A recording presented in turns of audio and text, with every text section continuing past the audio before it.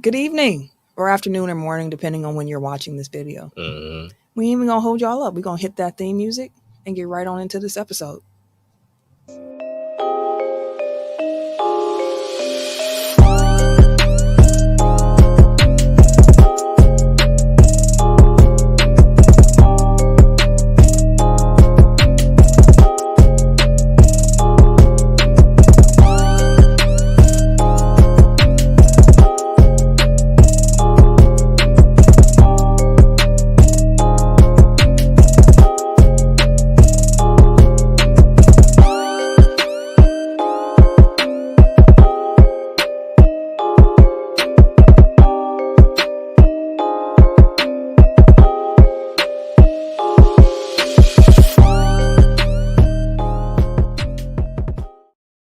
Welcome to episode 311 of Technical File, the sports podcast you never knew you needed. And it's your boy, TIMKINZ, the number 3, a.k.a. Ass Ketchup, a.k.a. Mr. Give It To Me.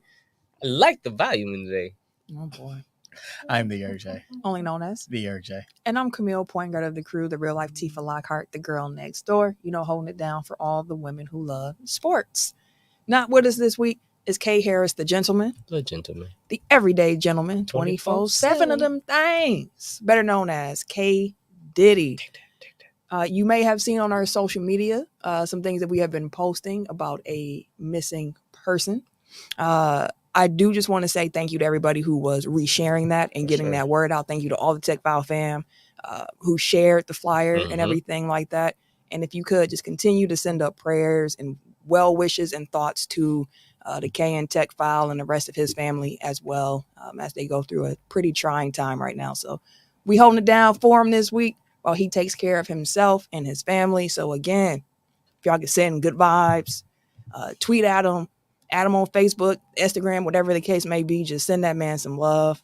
It always goes a long way. So I do want to just say that, and thanks to everybody who did share the post. We're going to hold it down for you, brother. You ain't got to hear these Bears jokes this week. We're going to give you the week off, and this would be a week for him, buddy. But we ain't going to do that. We ain't going to do that this week. She ain't. Shit, he would probably be the most vicious of all. I mean, he was quite upset. Perturbed. Hey, man, we right here. After that Denver game. So, yeah, we're going to keep it rolling. Do we have a sport fact of the week? We do not. Sport fact of the week. 2 years ago, I think on this day, around this day, Arn Anderson gave the famous Glock promo. Glock Anderson? Glock Anderson. So I got one for you there. There we go. Let's see, some housekeeping. Somebody said FTR took that a little bit too seriously. FTR? The tag team, the one who got arrested for the guns. Can't play with those in real life. So, housekeeping for the week before we get into the show and everything like that. I just want to say thank you to everybody who has been listening to us saying, hey, share the show. Hey, subscribe. Hey, put that notification bell on when we go live. You can join us because in the month of September, we had 18 new subscribers to our YouTube page, which to someone's like, hey, that's 18 people. But let me tell y'all, we started at 100 some people. We were we're trying to get to 500. We are trying to be able to monetize this podcast. So every subscription on our YouTube goes a very, very long way. Shout out to y'all for subscribing, the new listeners as well. I mean, our September numbers were pretty good. We setting some personal records over here. We're running our own race. You know what I'm saying? Most unique viewers we've had. I mean, most views we've had in a month. Shout out to the short. Shout out to Ken for the shorts as well. The little videos we've been putting together for us. I mean, it's been a great month. Most views. It's been a great month. So if we can keep that momentum rolling, tell a friend to tell a friend to tell a friend, and get them on Tech File. We need all that. We're gonna bring we're gonna bring back the Tech File challenge for this week. I challenge you to tag 3 people, whether that's on Facebook, in the YouTube comments, on Twitter, just at Technical File, and then at 3 people. That's all we ask for. Sports podcast. You hear my voice right now? Yeah. I'm talking to you. All right. Game that needs a name. Y'all want to get into it this week? Y'all want to get right into the topics? We can play. Didn't we skip last week? You got any suggestions? I had one last week. What was it? I can't remember. Need that bell? Yeah, let's pass that right there. That's why I had one last week. Why even bring it up then? Right. It's not, doesn't make no sense. I figured you would ring a bell by mentioning something. I will lose this one, but with the Brewers playing, do we want to do like Brewers players? Sure. All time? Yes, please. Because I know like 2 players on the current roster. I expect him to win this week. Let me just say that. Boy, it's pressure, tough under pressure, bro. I'm just telling you. Okay, so in case you're unfamiliar, the game that needs a name is a rapid fire memory-based game that we play. We choose a topic, as you just heard, Brewers players all time. And we go in tech order generally. So Tim, Eric, then myself, you get about 5 seconds to be able to name somebody who relates to that. So if I say Christian Yelich, we move on to the next person. You cannot repeat, and you have to say it within 5 seconds. So that's the rapid fire piece and the memory piece of it. So now that's explained to those who are unfamiliar. Let's play. Tim, start us off. Ryan Braun. CC Sabathia. Christian Yelich. Bill Hall. Zach Greinke. Dang. Ricky Weeks. Nyjer Morgan. Corey Hart. Prince Fielder. Ben Sheets. JJ Hardy. Yovani Gallardo. Carlos Gomez. Chris Capuano. Jeff Cirillo. Hey! In my head, I was thinking of 2 people at the same time. I was thinking of Prince Fielder, but I was also thinking of Ricky Weeks. And my brain couldn't figure out which one of those names to say, and then it was just over. I just gave up. The funniest one I've ever heard was somebody combining them two was Billy Weeks. See that Billy Weeks? White? No, it was a family member, but love him dearly, and I'll never forget that. Billy Weeks is. Yeah, that was hilarious. I actually met Ricky Weeks before. He was very nice. Yeah, I heard Bill Hall was kind of like the Brewers version of Donald Driver. So just very pleasant. Right, with the smile. Met Donald Driver too. Nice man. I heard I heard Donald Driver was really cool. I mean, I didn't want to interrupt. He was eating, and I didn't want to interrupt him. My friends were like, go say something. I was getting ready to leave, and I was just like, Driver? Yeah. I saw him once in the mall. He's a lot shorter than I expected. Yeah, he's not tall. And part of that might have been because he was wearing a tall tee, and it was like 2011. So I'm like, bro, out of style. But like, yeah, little dark skinned bald dude. Maybe like 6 feet, 6'1", maybe. Bench press all of them. Like a 2X white tall tee. With a smile that's just, it's like just bright. It's just like light up the whole room. I was like, I'm so sorry to interrupt you, Mr. Driver. I just wanted to say how much I was a fan. And he just, oh, thank you so much, sweetheart. I appreciate it. See, you and kids can get away with that. Let a grown ass man walk in. I'm sorry, Mr. Driver. Fuck you won't. You see I'm eating? Busy as a motherfucker. Don't you see me? I did dap up Chris Haynes from TNT. Oh, TNT. Bleacher Report. Oh, when it was game rally, yeah. Yes. I forgot you went to. Oh, well, you know what? Yeah, let's get into it. Guess what I'm talking about. What up, Sly? I see you in the comments. Appreciate you, brother. We are live. So let's get into the topics for the week. Oh, that whistle is so sassy. You said the whistle is sassy. It is.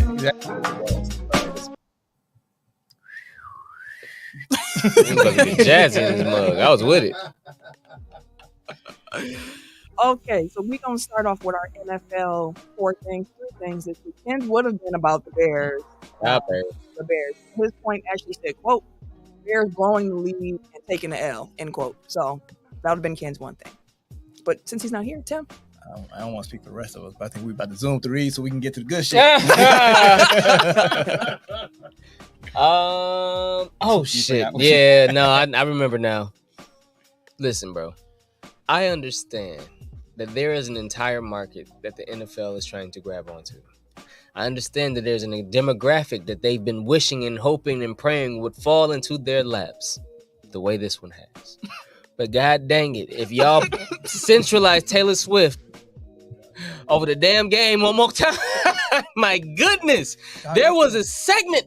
They are so thirsty for the Swifties. They literally took a whole piece, set it aside, said, hey, Swifties, here's the storyline for tonight's game. This guy over here was supposed to be the greatest thing smoking in New York City. Bright lights, bright guy, bright smile. Hey, that's Aaron Rodgers. Didn't end so well for him.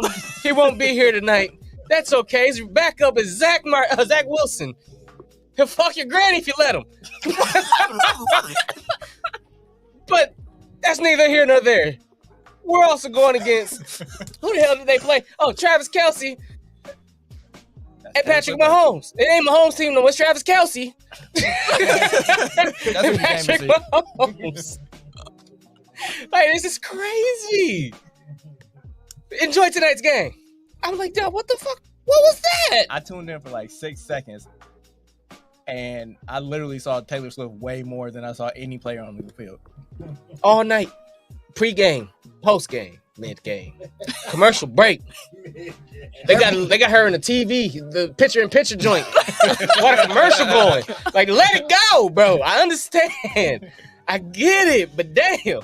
We promise you she's still here. She ain't going nowhere. The NFL saw that Kelce had a 400% increase on his sales and said, what else can we get an increase on if we continue to go after the Swifties? Like, we all know the NFL, they are driven by the dollar bill, and solely that. They have made that evident in many different ways. And this Taylor Swift thing is just the most recent, and it's like blatant. Like, it's the fact they had a Swiftie segment. They're making the game. Like, this past Sunday was the most watched game since the Super Bowl, bro. That's like crazy numbers. And when you see that's the power of it, then I'll be like, yes, that's why. I get it. I get it. And the players probably love the fact that his jersey sales went up because the players get 2/3 of the money. Oh, Travis Kelce said, thank you, baby. Hey, keep her around, bro. We going up. Hey, I get it. I do. I get it. I do. Just tired. But man, we ain't tuned in to hear y'all with the soap opera ass side ass stories every game. I'm not even a Kansas City fan. I know they tired of it. I know they sick of it. I got the defending Super Bowl champions, and the biggest storyline is Taylor Swift. Taylor fucking Swift. Kevin on stage had a good tweet. He's like, this is making me feel like those people that felt. This is making me feel like those people felt when black players were kneeling. I just want my football. You're forcing this down our throats. Oh, man. You ain't wrong. Hey, man, listen. I don't watch Kansas. Like, I watch Red Zone unless the Packers are playing. Then I'm watching the Packers, of course. Up shells. But this, I ain't never seen them like this. Like, just never seen anything like this. Someone was saying that Kim Kardashian is somewhere like, why didn't I get this much attention when I was dating Reggie Bush? Like, that's what is up? And someone was like, she dating Odell Beckham Jr. Like, or they're supposedly together. And they're like, nobody cares. It's about Taylor Swift. Yeah. Also, Odell ain't Odell no more. Odell! That's very true. Okay. If she was dating Patrick Mahomes, people would care. I know he's married. My blow the whistle. Actually, I do have a mini blow the whistle. Mark Cuban, stop trying to pimp out your players. Yeah, that was gross. Yeah, she actually need to don't Travis Kelce and come date one of the Mavericks. Like, that man saw the nasty work, bro. Of all the owners that don't need to be talking about, sex and employees, is probably Mark Cuban. Nasty work. Big nasty. That's all I'm saying. But my one thing for the week is the immature Packers. We've said it from the offseason. This year it's about growth. It's about learning. This is a young team. You got to ride the roller coaster. First week they lose a big lead. First week they blow out the Bears. Second week they lose a big lead. Third week they make a major comeback. Fourth week, just got beat. Got their ass. Soundly. Don't. And it was that they didn't come out ready to play. Like, the first half is one of the nastiest halves of football I've ever seen in my life. Ooh, and I can't even point to at least they didn't. No, it was just the entire team, dumb penalties. The running game can't do shit. Passing game is all over the place. Defense isn't doing what the defense is supposed to. That's supposed to be. I think you've said it every week, damn near.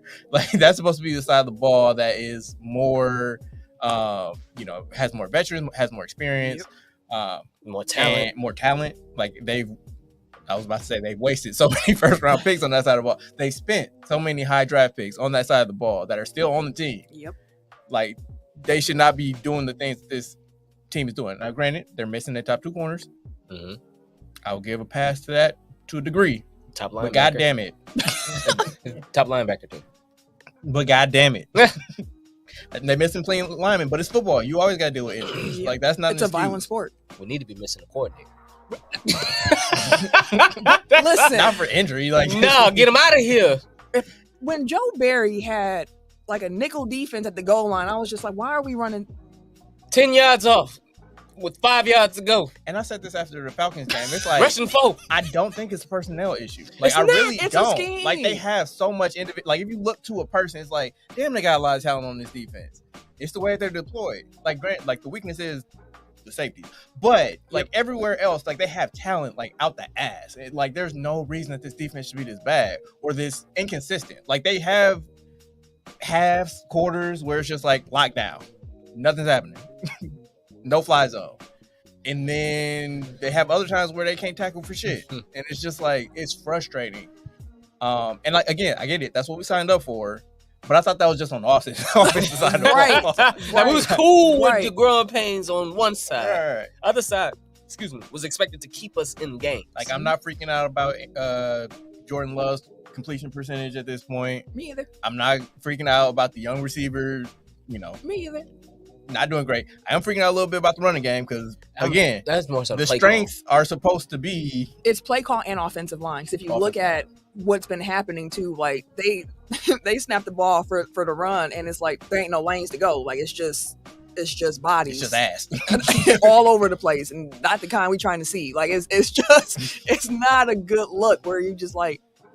And I felt so bad. I'd have to say this because last week, I think it was last week, and I was like, oh man, the Packers got all this offensive line depth. Oh man, it's so great to invest. Yeah. And then Bakhtiari got put on IR, and Jenkins is out, and the whole left side is just Patchwork. gone to crap because we got Royce Newman. Ooh, they memeing that, but they got that boy on candy camera like several times. Remember that year that James Harden just didn't play defense and they had like that super cut of like him just standing around? Mm-hmm. Like, they gave Royce Newman that type of treatment. Boy, he was. I mean, He needed it. Right. He was spinning around and shit. Like, what is going on here? Just whiffed on the block. It's been bad. Like, bro, you got to run and start. How you completely missed it, dude? What did I put in the chat? Somebody said something about the line. I'm like, bro, Royce Newman is the last thing we need at tackle right now. It's the only thing we had. Like, that's the only thing we had at the moment. And he was at guard because it's Walker on the tackle, who is young and athletic. But even before we had the patchwork offensive line, the Packers' run offense still wasn't great. The only plus run blocker they had was Bakhtiari, and that was one game. But against Aaron the Bears. Jones was getting busy, like right against the Bears too. Right, so yeah. Arizona scored again, and then we missed him for 2 games. Yep. Catching up on comments, KG said, "What up, though?" Oh, well, yeah, he said, what up? But also said, wait, y'all mean to tell me the Bears lost so bad? Ken not on the show? I'm kidding. No, Ken, we talked about it before you got in. Ken's just taking a week off for some personal stuff. Shell said, no running lanes, just vibes. Yeah. Marcus, I think, said Jenkins has been hurt and Royce Newman sucks. That's what we saying. Truer words have never been said. Dante? Yep. Okay. Coaching on both sides of the ball has been questionable. Yep. I agree. And like, to the coaching point, it's like no discipline. Like, it's dumbass penalties. Quay Most Walker, penalized team. bro. Mm-hmm. I get it. You've made strides, but goddamn, That's the part with Quay because it's like the man had 19 tackles. Mm-hmm. He was He everywhere. flies to he's the type of linebacker you want, where he is flying to the ball. He's making tackles. He's not letting people get past him. But then he does something like the penalty, and you're just like, come on, bro. And part of it was me because I was like, he's gonna catch so much flack for this because last season he had the 2 ejections, where it's like, okay, so people are already looking at him and like looking to criticize him, and it's like, I hate that he was, outside of Gary, the best defensive player in that game. Like, the only other guy who really showed up. But people are only talking about the gaffe that he made, which is like, I get it. I do. But the Packers didn't lose that game just because he jumped over that line. like, that was what put the nail in the coffin. But like, that loss wasn't on him. But it's like, bro, like, up to that point, they walked up the field, bro. Like, they didn't stop them up to that point. Like it's not like he was the reason that Jordan Love was pressured almost half of the time that he dropped back. The Lions only rushed 4. They only blitzed 2 or 3 times the entire game.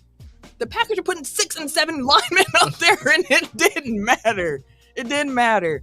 Listen, I said it before the season started. I said the Lions, I got them winning the division. The Lions are arguably the best team in the division, and I thought that it was going to be just an open division the rest of the way. I thought the Packers might be able to sneak in as a wild card team. I still think they can get 9-ish wins, somewhere around there. That still feels right to me. But seeing Detroit in year 3 of their current rebuild with Dan Campbell and seeing the Packers is kind of like, can't wait till we get back up there, boss. Like, can't wait. Yeah. That's the thing. It was like, damn, it's the Lions. Also, Lions fans came and showed the fuck out. I'm not how they get so many goddamn tickets? Huh? Well, one, because it was a gold package game. So gold package games are the Milwaukee games that people who got tickets to. And Thursday night game. Like, would you want to drive to Lambeau? To Lambeau and back. And then back and go to work the next. Like, it's a lot of tickets were up for sale. And it's not to say that if it wasn't a gold package game, tickets wouldn't have been up for sale as it is, because you can always buy a ticket on the resale market to get into Lambeau. But it was probably more just because it was so many more Milwaukee tickets. Like, I'm not about to drive up there on a Thursday night and come back and work and 43 all tore up to hell. Like, I'm not doing this tonight with y'all. Because driving that 43 at night is an adventure. Boys. It's an adventure at this point. Sometimes, look. The distance I gotta get home. Some Thursdays when I'm driving home from downtown, I've gotten surprised where I can't get off. I gotta get off the freeway at motherfucking Silver Spring, but I still gotta go at least the County Line Road by the street. I'm like, the whole freeway closed, bro. That's the whole north side closed. Come back in the morning. Fuck you, man. I was mad at just driving like, I'm finna. Wait, I can't get off here. Okay, it's a longer. I can't get off here. Macwa. To hit a U-turn. Let me get my ass on this freeway real quick. Just turn around, flooring it. Don't pull up on me.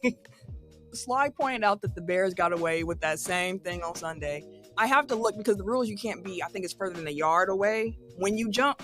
So I think Quay had a running start, if I remember correctly. You can't jump over a lineman directly, though, either. It's something about you can't get a running starter. I forget the exact rule with it, but listen, we got beat.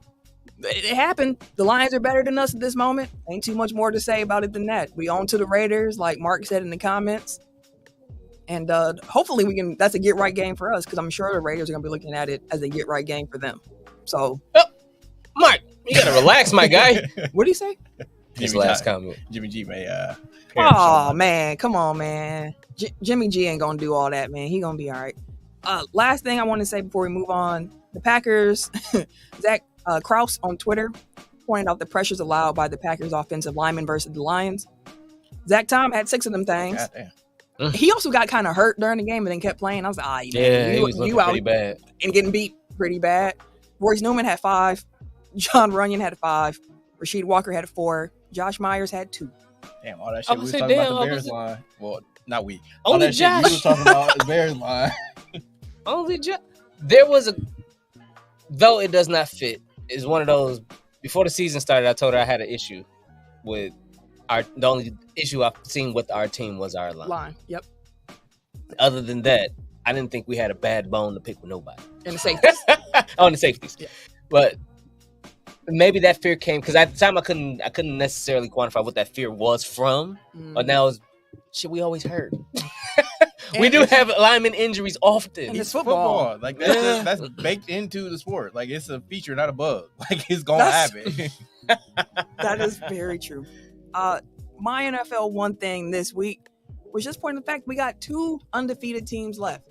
The Philadelphia Eagles and the San Francisco 49ers. With those 2 teams being the last 2 unbeaten, I just wanted to have a quick conversation about which of those teams do you think will lose first? If it's between them 2, it'd be Philly. I'm going to go through the upcoming schedule. So when you hear the first L, you let me know. Okay. Because if we can make it to, let's see, week 5, 6, 7, 8, 9, 10, 11, 12. Ooh, that's a long way to go. If we get to week 12, they play each other. Okay. All right. Next week, this upcoming Sunday, the Eagles have the Rams. Dub. Followed by the Jets. Dub. Dolphins. Eagles are at home. That's a possibility. That's a possibility. Yeah, and that's Sunday Night Football. Now, Jalen in the bright lights. In the bright lights at home. Dolphins do play better at home than they do on the road, so that's something to consider. The thing is, Phillies look shaky in all of their games. Yes. Like the fact that they're undefeated is by the skin of their teeth. But the Dolphins' defense is talking about shaky. But the offense, like at least Philly's defense can hold up a little bit. Yeah, they. I'm gonna go with dub for Philly. Okay. Commanders. Yeah. Cowboys. Ooh. Wait, who's on? Eagles are home. That Dallas Cowboys defense play better against good teams. Yeah, and in the division. I'd say that's where they take. That's where Cowboys. They take the L. The Cowboys better hope by then that Philly doesn't figure out their offense at least and get their defense because they lost 2 coordinators, so they're just figuring it out. Put 2 new coordinators in, so you would hope to catch them early when they're still trying to figure it out, as opposed to later when they've kind of gotten the concepts down, when they've kind of gotten their personnel, they got understanding the coordinators and the players, the coordinators and the players as far as what works, what doesn't work, who to set up where. And that Dallas game far enough to where I feel like they didn't have enough tests to start clicking. So I'm gonna take a dub for Philly. So you still undefeated at this point. How about Monday Night Football against the Chiefs in Kansas City? Oh, I got Philly. Really? Yeah. In Arrowhead, even with the Swifties. Unless the ref go give them a magic penalty. I'm just saying, unless they go magically call something out of nowhere that he should not have, I'm not gonna go into it. Mark said Dallas could be an L2. He said Kansas City for sure. Okay, you still undefeated.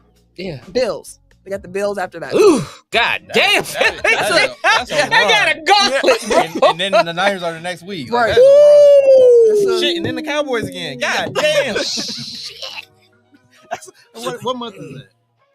November. It's a tough month. They got 3 more weeks to chill. You gotta get to work. Because they got the Commanders in there somewhere, didn't they? Yep. And the Rams. It goes Rams, Jets, Dolphins, Commanders, Cowboys, Eagles, Bills, 49ers, Eagles. You know, looking at that, they first L gonna be the Commander, just because that's the trap game, because it's like they get over the Dolphins and then it's like, fuck, we gotta lock in because we got Murderers Row coming up, and then they skip over the Commanders. And that's another team that plays tough in their division. Like we almost beat the Eagles this past week. They lost in overtime. So. Yeah, I don't think they're gonna make it to the matchup against the 49ers undefeated. That Cowboys game is gonna be. The Dolphins too. The Dolphins is gonna be one. Dolphins, Cowboys, Chiefs, Bills, somewhere in there. I don't think they beaten Kansas City though. I feel like their secondary. Nigga, you just said. I'm sorry. The other way around. I don't think Kansas City beating them. Okay. No, I don't think Kansas City beating them. Like I think Philly's secondary is still better than Kansas City's receivers. Because you stood on the Chiefs. I'm like, bro, you just said. No. I get it. I'm just saying. Like, I'm like, am I getting Charlie Murphy? Like, what the fuck? Okay, let's move to the 49ers. They got Sunday Night Football this upcoming week against the Cowboys. Dub. I actually agree with that. Niners are home. Yep. I agree. Browns. Dub. Vikings. Dub. Yep. Bengals. Dub. Yep. Jaguars. Dub. Wow. Those are my boys, but dub. Buccaneers. Dub. Seahawks. Dub. Eagles. Oh, actually, Seahawks might put up a fight. Not a big enough fight. I don't know. So you think? I think if they get past the Cowboys this week, I think they're going to be undefeated when they see the Eagles on the 3rd of December. The 49ers is the one team, top to bottom, that I feel like is just, they're humming, they're clicking. The only thing that's going to stop them is themselves. You can't do shit with them on defense. You can't stop nobody on offense. If you try to stop Christian McCaffrey, Debo will run. If Debo don't run, he throwing it to Ayuk. And if he ain't throwing it to Ayuk, he throwing it to Kittle. Like, that's 4 monster weapons right there. 2 could run, 1 is a receiver, but all 4 of them can actually go run out and catch the ball. The way that they can use Christian McCaffrey. The creativity. As long as he is healthy. Boy. I was so pissed when I saw that Ken also had Christian McCaffrey in FanDuel this week. Because the man picked Justin Fields. And I was like, dang it. Okay, you got one. And I was just looking at his team and I was like, okay, I can catch up. I got Christian McCaffrey. Like, ain't nobody going to have it. He costs too much. And I'm looking at it. I'm like, man, I got 40 with Christian. Let me see where I'm at. And I'm looking. I was like, oh, Ken got him too. There ain't no catching up. Ken won again in FanDuel this week. Mm-hmm. He's in the money. He's almost made back his FanDuel money. Got one more win. At this point, I'm just sitting here trying to make sure I stay in the top 3 of the. Boy, I got to get back up there. Cause good Lord, this you had a bad week. Yeah, you had a bad week in the Tech File FanDuel pool. So going back to the Niners, like I saw a tweet and it was like, is Trey Lance the most inconsequential bust of all time? Like the fact that they gave up so much to get him and they still have a monster team and it didn't hurt them in the slightest. Because they was only a quarterback away. I mean, I can't think of anyone off the top of my head where it's like, he didn't work out, but the team was fine. I mean, Darko. I was like, at least you go to Detroit since they didn't get Melo, but like, that's the only other one that. And that did come back to bite them eventually. But like in the immediate future, right. CMC for MVP in the comments from Mark and KG. I'm with so that. far. Absolutely. Okay. That was my NFL one thing. I thought it was just kind of cool that we had these 2 undefeated teams and trying to see when those L's might come. Of course, we don't know. We're going to have to see. And now as Eric stretches. Good Lord. It's that time, guys. It's that time. Main event. Matter of fact, in Milwaukee, it's freak time. Big freaky time. Big freak time. Freaky time in Milwaukee. Time to get freaky. Nasty time. I was thinking about that earlier. That is such a funny movie, man. Don't let me catch your fingers in my sugar bowl. Nephew, I'm out of here. It's the nasty time. It's the nasty time. Real quick before we get to it, one of my favorite like little TikTok things I saw, someone had used the voiceover from that movie where they was like, I know your daddy don't like you smoking in his house, but I'm your Uncle Elroy. I don't care as long as you let me hit that. Just like the comment says, sugar. All right. Freak time. So, Tim accurately predicted on last week's show motherfuckers what was going to happen when we left the studio. Tim said, as soon as we leave here, the news going to break that Dame has been traded. And we're going to have to wait a whole week to react to it. And indeed, we did. Now, Dame got traded like Tim said he would to a team that we were kind of shocked about. As mentioned, it's freak time in Milwaukee. Not all. No, Eric, I mean, yeah, you talked about it 2 weeks ago. 2 weeks ago? Yeah. So 3. basically is listen to Tech File and we're going to tell you what's going to happen. Because last week, Tim told you when the trade was going to happen. The week before that, I told you where he was getting traded. He did. We may have sources. Not the wink. Yeah. I was going to say we're seeing the Matrix. Like, oh, boy. Read the news cycle and then read between the lines of sources and different reports. The Portland Trail Blazers traded franchise cornerstone Damian Lillard to the Milwaukee Bucks. In that 3-team trade, the Bucks got Damian Lillard. Mm-hmm. Portland got Jrue Holiday. Dang, Jrue. I'm gonna miss my mans. Mm-hmm. Pour a little out for the homie Jrue. DeAndre Ayton went to Portland as well. To Mani Kamara, who's a second round draft pick from this year. And they also got a first from Milwaukee and then 2 future pick swaps. Phoenix got Yusuf Nurkic. It's like, who is Justin? Grayson Allen, Nasir Little, and Keon Johnson. So that 3-team trade went down. I said, what? Are you for real? We really got Dame? And everybody, of course, said, well, Jrue is not going to stay in Portland. They like their young guards. They're going to flip him somewhere. Then Jrue Holiday was traded to the Boston Celtics. Anywhere but there. I know. For Robert Williams, Malcolm Brogdon, Golden State 2024 first round pick, and then a Boston 2029 first round pick that's unprotected. Now, all that being said, that means the full haul for Dame at this point is plus Nurkic and all the other people. Right. So Portland got back for Dame DeAndre Ayton, Robert Williams, Malcolm Brogdon, Tamani Kamara, 3 first-round picks, and then 2 pick swaps. And they still might flip Brogdon again. That's a haul. Imagine if they did this shit 2 years ago. He might not have been in Milwaukee. I get it, but I'm thinking from the franchise perspective. I mean, honestly, I don't know. Like, aside from not getting, and I mean, like, your mileage may vary with Ayton, but like, aside from not getting like a blue chip, like Shea level prospect, like, I don't know how much better you can really get. I mean, I guess, you know, the Gobert package was like 5 first rounders, but no swaps. It was straight. Fuck that swap and give me the pick. But still, like, Brogdon can represent a first round pick. Robert Williams can probably get you 2, you know, depending on how his health holds up. They want to hold on worth however many first. I don't know. So again, like, if we're looking straight picks versus like the value of the players that they got in return, like, I don't know how much better you can get. So with that being said, what you're trying to say is all the Miami fans who were like, oh, they took a worse package. They should have just took him here. You don't find any truth in that. No. Shut the fuck up. Like, even beforehand, they're like, you know, like, their whole argument was, you got to do right by Dame, man. You don't sacrifice so much for that organization. You owe it to him. No, the fuck they don't. They owe it to him to pay his contract. And like, out of the goodness of their heart, they did send him somewhere where he could be successful. Yeah. But like, they don't owe it to him. Like, if he wanted to go to Miami, he had an opportunity 2 years ago to not sign his Supermax extension and become a free agent. And then you can pick whatever team you want to go to.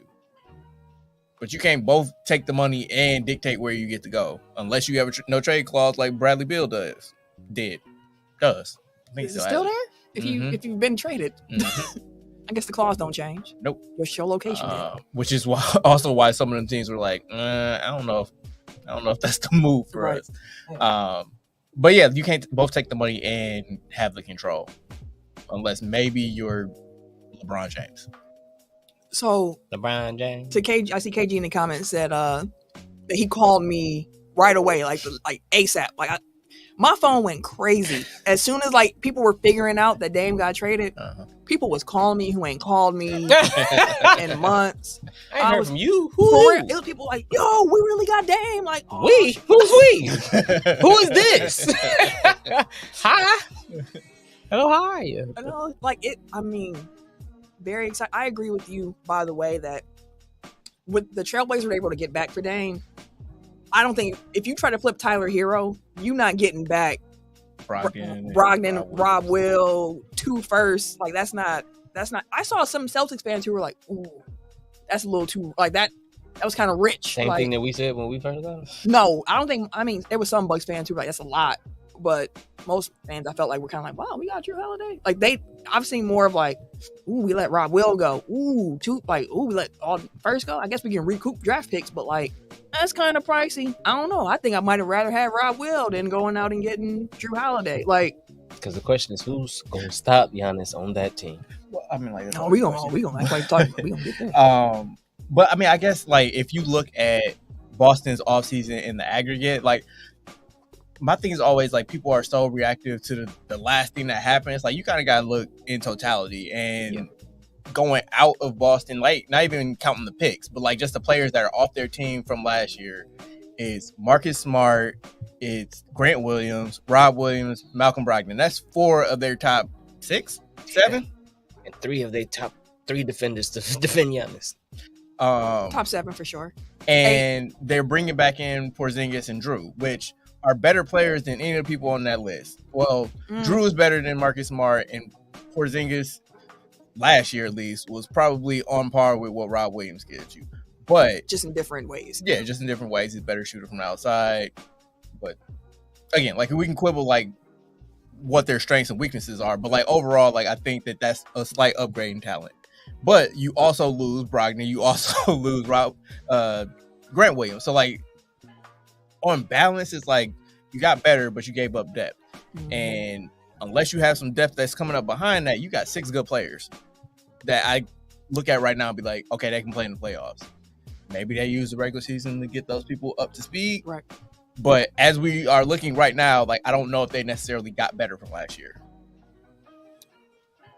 I think that's fair to question because when you look at their summer, like you said, losing Marcus Smart, we were all like, ooh, like you're losing a focal point of your point of attack right here. Like that's tough.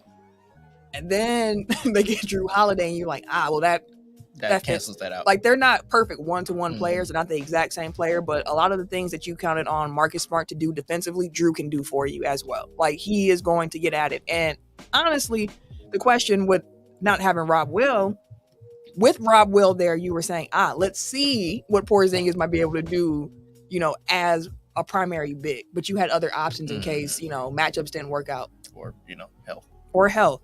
I mean, Rob Will also had the health issues as well. So you got that piece of it, and then you get rid of Rob Will, and now it's like, okay, so y'all bigs is 37-year-old Al Horford and Kristaps Porzingis, who Al puts up a fight with Giannis for sure, but the primary defenders of Giannis, Grant Williams, is Marcus Smart, which is so funny to say, but it's the case.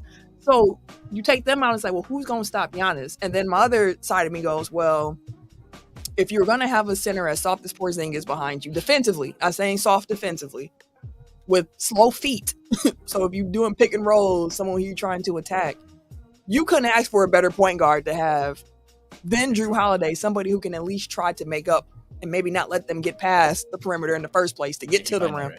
Exactly, to fight. And then you got Derek White, who was also a dog on defense. So, like, they have the perfect point guards to pair with Porzingis in that case. Yeah, defensively in that case. But, like, is that what you want to bank on? And then you lose depth. And I understand playoff rotations are shorter. You're only going to go 7, maybe 8. But having 6? How does that play out? We're gonna have to see, and that's part of what makes this so fun to me, because when you look at the Bucks with Dame, yes, the Bucks lose defense. Absolutely, you cannot. Dame is not Jrue on defense, but he's progressing. He said he's been working on it, and he can't. And I don't think that Dame's actually like a super negative defender. Like he's serviceable enough. What we've seen in Portland has not given me the confidence to say even that, but I understand that his offensive load was so great that he was only putting in effort, but like his main thing he's trying to do is get buckets. You put him in Milwaukee, where it's a defensive team. Coach is preaching defense scheme, do this and this and that. And even Dame himself said, like, I don't have to score as much, so like I'm gonna have more energy to play defense. And again, I'm not saying that he ought to be a lockdown defender or anything like that. But it's going to be interesting to see how the scheme makes up for it. And kind of the inverse of Boston, behind him, he has Giannis and he has Brook. So it's like if they do get past me, I got the big fellas behind me who can help clean that up. So like it's going to be a really interesting dynamic stylistically, especially when these two teams play each other. And I can't wait to see Freak Time on the court, because I just don't know how every time the pick and roll, which of course, because that's the basis of NBA basketball. Like Dame can pull up from 40. I just don't even thinking through the process. It makes me so giddy. What the fuck do you do? How? How do you stop him? Again, you got to pick up Dame damn near the time he come across half court. Correct. Which means that if they bring the screener up and it's Giannis, or God forbid they run like a double pick and roll where it's Giannis and Brook, and you got to navigate that fucking quagmire without losing touch on Dame. You got Chris over here. You got Chris over on the side. You got Brook, who's either popping or rolling. You got Giannis, who's going as a freight train down the. What the fuck do you do? It's difficult. It's going to be difficult. And that's why, I'm not all that concerned offensively what the fifth starter does, because all I need you to do is stand in the corner and at least be willing to take corner threes. Play some defense. Play some damn defense. That's what I'm saying. Offense, I don't care what you do. It could be fucking the Nazis out there, and they not gonna guard them. But guess what? You still have the advantage because so many people are focused on Giannis and Dame running pick and roll, and then staying home on the other two shooter. Good luck. And that's then all you I'm have saying. Chris over there. Just he can still create his own shot. He's a third option now. Mm-hmm. Chris gonna be chilling. Which some would argue was always his spot. He didn't do bad carrying this as the 2. We all know that. It's some of them out there that don't get it. But. like now you have him. It's him and Beal. Like, who's the best third option in the league? And I'm still going. I think our two top options are better than their top two. So I don't. A lot of people have been on the best duo between Giannis and Dame, stuff like that. What I think is funny though is that yes, them two have to build chemistry, and Dame has to build chemistry with everybody, but his number two, his best running mate, his guy who's gonna be his dynamic duo buddy, who has been, is still here. We still have the bulk of our team while they're figuring that out. They can still have the infrastructure. You still have your comfortable zone. You still have the guy who's been running with you from the beginning. So whether they get together or not until the end of the season, you still got the other 4 on the court or 3 on the court that's been there the whole time. And to your point with that, we all know the Chris-Giannis pick and roll has been a staple for Milwaukee. And even Giannis was like, I could run pick and roll with Chris in my sleep. Like, we understand each other very well to this point. So think about that. You running Giannis pick and roll, and fucking Dame is over there coming up a screen from Brooke. My God, are you? It's gonna be a fun. So like, there are two. Like, obviously Giannis and Dame, like, they're the top level dudes, so they're always going to get the attention. But like, what it comes down to for me is Chris has to be Chris still, and the coaching staff. Yeah. Like, we don't know what we have in Adrian Griffin, like in the coaching staff that he's built. It helps that Terry Stotts is on his bench, who was Dame's coach for the first 9 years of his career. With Pat and Robin, who were also in Portland with Dame at some point. Not that Robin's gonna get a lot of playing time, but it's that comfort, like, you know, somebody here. Familiarity. Like, if anybody knows how to use Dame on offense, it's Terry Stotts. But like, we need to make sure, like, we need for them to prove that they're up to the task of being creative. Like, I don't know how creative you gotta be, just like run pick and roll. But like, you still need the because I don't like, no knock on Bud, but like, his offense wasn't all that creative. And no, it was not. It's like, I would have some trepidation because it's like, oh, it's not the system. But like, I don't know what Adrian Griffin's offense is. I don't know what his defensive philosophy is. Like, I don't know if they're still running drop, which I was kind of like, I get it. Dame just got here, so like, all the questions were going to be about that. But I feel like watching those media day interviews, it's like, can y'all ask about like scheme? Can you ask about the fifth starter? Can you tell me, like, you know, Giannis and Chris both had offseason knee surgeries? Like, what's up with that? Like, it was all Dame, which again I get, but it's like, come on, give me something. Like, but like, I'm glad that this happened like the week before training camp, because it's like, we just roll the ball out. Let's see what's up. And I was definitely on I didn't finish all my catching up on interviews from today, the first actual training session. And Campaign, who also just recently signed with the Bucks as a backup point guard, he was talking. He's like, "Hey man, listen, this is different. Like, it's different. Like, I've been on team. Like, I was in, Phoenix, and it was about, trying to get back to the finals. That's what we want to get back to it." He's like, here, it's not about getting back to nothing. It's about getting another one. He's like, and that's a different shift. Like, everybody here is like laser focused on one goal. And he's like, you don't always have that on a team. He's like, but it's like business. And apparently Adrian Griffin had them out there running. He was like, I believe in scrimmaging. Get out there and run. Like, I can learn so much from just watching how y'all play and kind of figure some things out. So apparently today, out of scrimmaging against one another, they had a one-on-one tournament. Giannis won, of course, as you would think. And they mentioned that Chris was limited today. I did see that. Which he was like, he's like, run one built in a day. We just trying to make sure we good. He had off-season, surgery, and we just making sure. But he was out there shooting and doing things, just not in the scrimmaging. So I can't wait for the season to start. We got preseason basketball on like Saturday. The 8th is the first game. Sunday, the first preseason game, and I'm going to be tuned in. Some comments that we've gotten. Shit, we got to scroll up. We behind. No, I was looking at them. Okay. We good. People were agreeing about Boston defense being gone. No more flopping. They gonna still flop in some way, some form. KG. Wait, I do not agree with the defense is gone. Like, they still got defense. It's just not in the front court. They lack the depth. Yeah. The depth. Like, and that was the point I was getting to, is that I don't think they have as much optionality as before. Like, they aren't as versatile because they don't have as many options to throw at things. But like, the players that they do have are interchangeable, so they can still switch damn it 1 through 5. Because you throw out a Jrue White, Brown, Tatum, Horford lineup.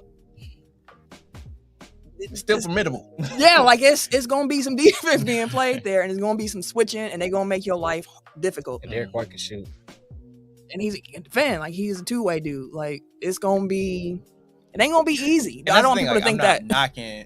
When I was talking about like I don't know if they necessarily got better. It's like you had to make a trade-off. It's like talent for depth, which is the same bet that the Bucks are taking. Yeah, it's like hey, like, not that Grayson's in great shakes, but like that's still depth. Like that's a starter from the last 2 years that you've had. Before we move on to discuss just with these trades, how it changes the power landscape in each conference, I want to play a clip from Media Day with Giannis. Okay. Because if you let the national media tell you, Giannis been out the door. This has been a summer of Giannis saying things that he ain't never said it like this before, and they need to really pay attention. And we've been here on Tech File saying, chill. This is what Giannis is always. This is what he was saying before. No, this time is different. Giannis himself was asked about this while he was playing Uno with a correspondent from WTMJ4. And I'm just going to play this clip. It's 2 minutes, and I need y'all to hear every single word of it. It's not the clip that y'all seeing on social media now about him saying it's not about the money. It's about a lot of fucking money. It's not that clip, because even though he meant that, funny. I need y'all to hear it. People apparently from Zlatan. Ibrahimovic? Yeah, he got it from him. Apparently, like, people were saying, well, he was kind of joking, so I'm not taking that seriously. So I'm going to play a clip where he's not joking, and he's just talking about his contract, and then we can continue to move on. So let me get my volume right. Here we go. You've mentioned many times today, to reiterate the point, you're committed to the city of Milwaukee as long as they are committed to winning, and the team here as long as they are committed to winning. There's about 17 cameras in front of us. Do you want to just say that one more time so people can stop with the headlines that you're leaving? I keep on saying every single year the same thing I've said for a lot of years now. And I think that every time that my extension comes close, people take it and blow it out of proportion, When I said it 3-4 years ago, when I just resigned, nobody was talking about it. But now when you got to put the ink on the paper, oh, he's about to leave. Oh. Guys, no. What I'm saying is that I want my team, I want everybody in the organization to be as committed as I am. I want everybody when they wake up to think about championships. I want everybody to wake up to think about like how can we be better today to win a game. It's easy to be comfortable. Let me tell you, it could be very, very, very easy to sit here for 20 years and say, yeah, we won one, and just keep on staying here and be comfortable and have a great life with my kids, raise my kids, and be good. No, that's not what I want. That's a losing mentality. I want to keep on evolving, keep on learning the game of basketball, keep on getting better, keep on trying and push my teammates in the organization to be better, bring a second championship to the city of Milwaukee, and that's what I want. You guys get it, but I would encourage you to check out the full interview. You can find it on TMJ4, WTMJ4, or WTMJ 620, TMJ4, their sites. Like basically what he's saying is like if y'all get to the point where Portland was with Dame, like that's when I'm out. Right. But as long as y'all keep pushing, as long as y'all are still committed to, hey, we're trying to win a title, you got me. So all this consternation over, oh, he's the important part is if they win. It's like he's not saying like we got to win a championship every year. What he's saying is we got to keep pushing for a championship. And if I don't feel that commitment from the front office, the coaching staff, my teammates, I'm going to bounce. Like if y'all come to me talking about, hey, actually, the core is aged out, we need to rebuild. He's like, no, I'm not going through a rebuild. You better figure it out. Like trade for somebody and bring me some more help. But I don't have a problem with that. It's because me either. God damn it, they are leveraged to the hilt. So it's like you better ride it out as long as you can. Like that's the thing about trading like picks so far out in the future, and that's why LeBron was always like, I don't give a fuck about draft picks. It's because it's like that gives you the incentive to keep pushing, because like then you can't just eject and be like, oh well, we'll just tank this year and get like a top 5. Like no, you don't. You ain't the got Bucks that. Have no avenue to get the number 1 pick through 2030. Nope. Like, even if they bottom out and they win the lottery, it's going somewhere else. Mm-hmm. Let me get that real quick. Right. And that's what when you have a super, like, that's the thing about team building that I think some people miss, where it's like every team not going to be in the same stage, but when you're in a certain stage, you operate a certain way. Mm-hmm. And the Bucks are in a championship window stage, which you saw with LeBron. Like, we're going to make some trades. We take these picks. We're going to every year try to get this roster to a spot where we think, and them picks. We ain't thinking about no 11th grader right now that who's gonna be here, and like we ain't thinking about that. We thinking about right now we have a superstar in his prime. We just paired him up with another top 75 NBA player. We are trying to forget the salary cap, forget that luxury tax. We are trying to win, and that's the stage the Bucks are in right now. Which, again, I say this often. I really hope y'all be listening to me. Appreciate what y'all are seeing with this Bucks team, which is again why like people are scared about the Packers being bad. I'm a Bucks fan. Yeah. Do you know what I saw? Do you know what I lived through to get to this point? Like, appreciate every day that you see Giannis lace up them shoes. Chris, seeing Dame now. Like, just enjoy your Bobby. Enjoy it all. Enjoy Robin and Brooke being funny on this. Like, enjoy it all in real time, because once these days are gone, they're going to be gone, and we don't know what's going to come after them. Dude, just rewind to like 2018 and imagine somebody told you what the Bucks roster looked like in 2023. You can go back to old tech files. We've been doing this since 2017. That was right around the start when we were about to get Bud. Like, we were here, fire Jason Kidd, and listen, enjoy it, Bucks fans. Any team you're a fan of, just enjoy your team in this stage that they're in. We've been doing this a long time, because like I remember like when we first started doing it, Dame was getting snubbed for all-star teams, and I was like, bro, you're not getting snubbed, you just not good enough.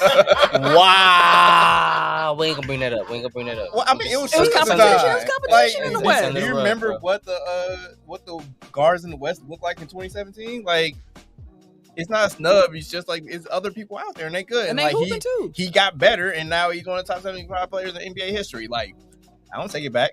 Yeah, I was talking to my mom about him because she was like, "I heard the Bucks got this new player." Da-da-da. I was like, "Okay, so you know who Steph is?" Yeah, I love Steph. Okay, cool. The guy that we got, a lot of people say if it wasn't for Steph, he'd be considered one of the greatest shooting point guards of all time. The greatest. If it wasn't for Steph, he wasn't in Steph era, he'd be the one, he'd be the face. We have traded for a slightly worse Steph Curry.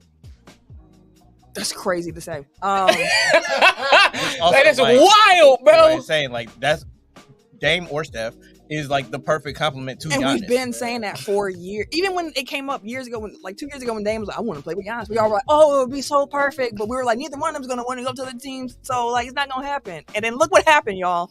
Like, I hope we run through some shit. I just can't wait to roll the ball out. It's so many teams where I just can't wait to see what it looks like. He gonna be the catalyst. Not what you think is gonna happen. Who do you want to be the 5th starter? Me, ideally, it would be MarJon. Yeah, same here. I think don't do all that shit all summer. I think it's going to be Pat, but ideally, I would want it to be MarJon. We don't do them Ben Simmons clips around here, bro. I didn't see what his quote was today, but I did see something about cutting weight. Who? Jay. Because of like internal dynamics, like I wonder if that's gonna be the guy, because he's been a starter forever. That seems to be important to him. So Chris would be like the 2? Mm-hmm. Yeah. I don't like that. I don't like that at all. He was the 2 when they won the title. Yeah, I know, but he can move a little bit quicker laterally than 2. Like Chris, to me, 3. And I feel like he, like when he got re-signed, like they announced him as a guard, so I think he sees himself as a guard. I mean, if you're on the wing, you're on the wing. But yeah, it's interchangeable. I'd rather one of the young athletic Bucks. Me too. Like give them somebody to run with them too, bro. Like, yeah, me too. But again, like if you just need somebody to take the tough defensive assignment, not saying he's gonna be good at it, but if you need somebody that's willing to take that assignment and also just stand in the corner and shoot threes, like Jake really can do all it. you need. I mean, and it's like if you need to get his buy-in early on in the season, like you need Jay Crowder at this point. Like I know people don't really want to hear that, but you do. Look at what you got. Like you need him to have a bounce back. Have a bounce back year. You need him to be Phoenix Jay Crowder again. You need Campaign to show up as your backup point guard. You need you need Beasley to come out here and knock them threes down. He forgot we had him again, didn't you? No, I was talking about it yesterday on the pod. I couldn't remember who it was. Oh, Malik Beasley.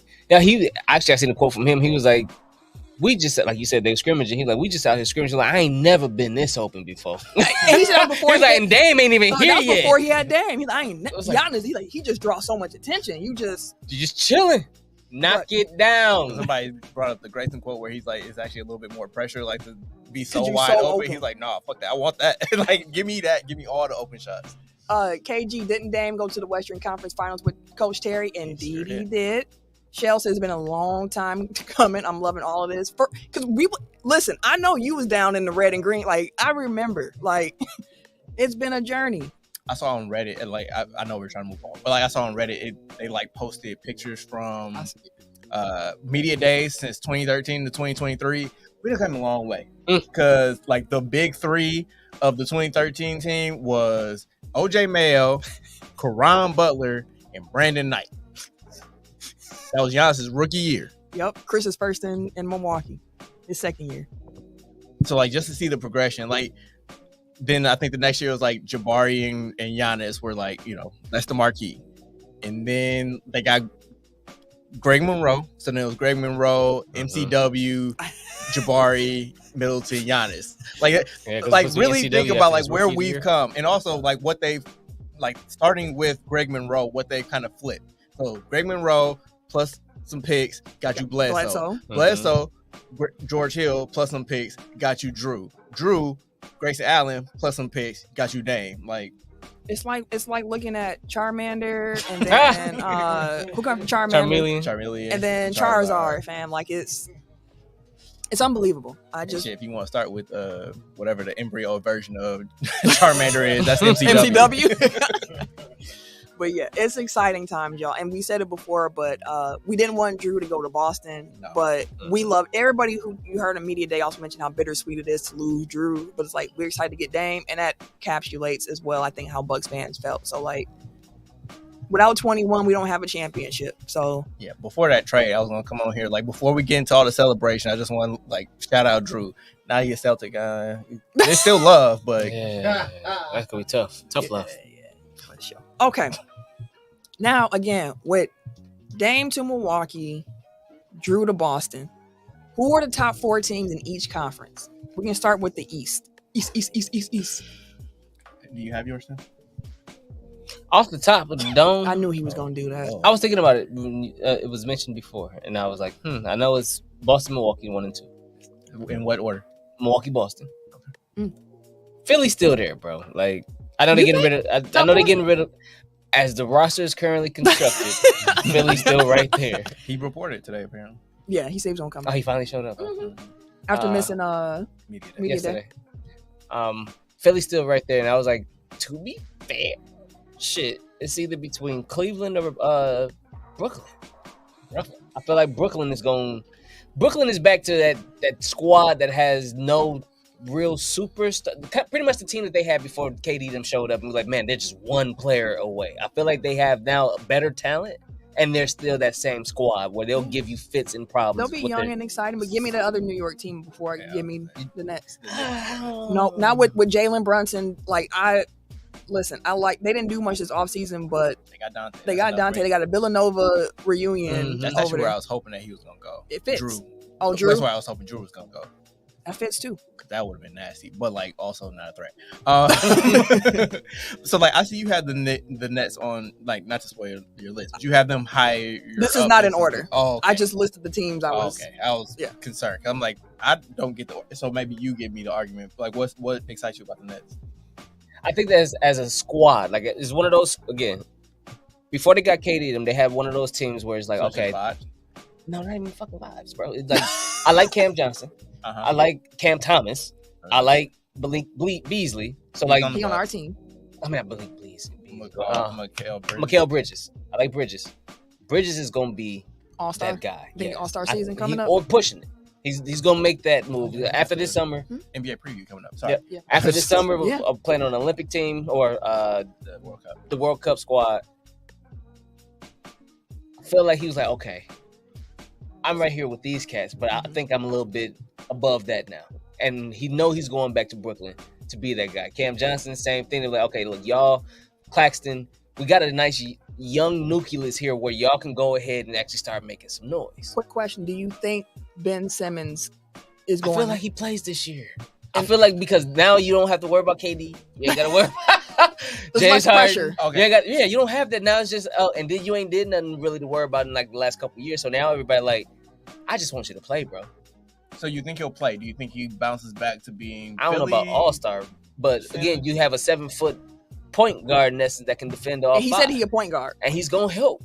It's gonna help. So I like their team because collectively, again, they don't have that one guy that they're all like, okay, this is his show. It's like, no, now we're in the hands of the coaches at this point. What can y'all do with this talent? And it looked like towards the end of the year, even though they got thrown together at the last minute, you can see something in Brooklyn. You can see like, okay, I can see y'all might be able to do some shit next year. At least to me. I think they're a top 6 team in the East. Is that what I got? 1, 2, 3, 4. Because like I said, between them and Cleveland. 7, top 7. They're a playoff team. I'll probably have Orlando above them, but that's just we ain't go that far, so I didn't think it out through fully. We'll do that for our NBA preview show because that's a take. Yeah. Anyway, so what's your first? You got Bucks, Celtics, 76ers, and Nets. I'm gonna go with the Cavs. I don't argue with them, but the Cavs they have a better team, like talent-wise still, because again, you can't fight Donovan Mitchell, and then you still have Jared Allen, you have Eric Mobley, you have Evan Mobley. Yeah, but you have Evan Mobley, you have I still like Karis LeVert over there. You know, he has his up and down and stuff like that. He kind of fit over there, but they just picked up Max Strus and Nia. So.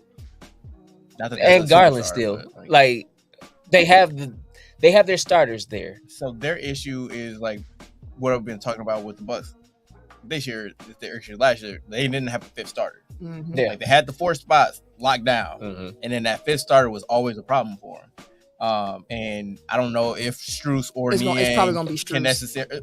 Well, I guess what I'm saying is like I don't know if they're like the answer, but they're at least somebody to throw out there where they can play in a playoff series. Mm-hmm. And I like Cleveland. Like they got really nice talent. Like, so KG asked Miami. Not in his top 4. Yeah, what's yours? I don't have Miami either.